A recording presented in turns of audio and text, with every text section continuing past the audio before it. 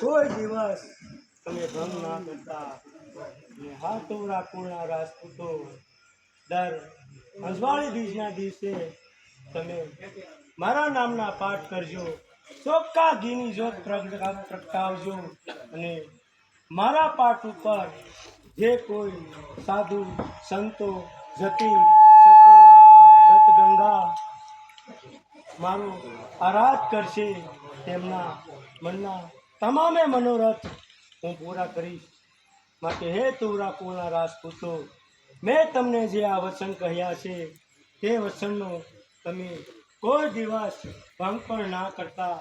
અને હા તુરા કુળના રાજપૂતો, જોજો અહીં મારી સમાધિની વિધિ પરિપૂર્ણ થાય ત્યાર પછી વૈકુંઠમાંથી વિષ્ણુ ભગવાન પોતે આવે કે કૈલાસમાંથી ભોળાનાથ પોતે આવે તો પણ તમારે મારી સમાધિનો પડદો ખોલવાનો નથી.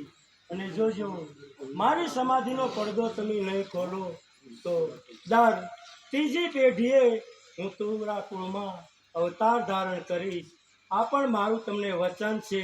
પણ જોજો મેં જે વચન કહ્યા છે તે કોઈ દિવસ વચનનો ભંગ ના કરો તો.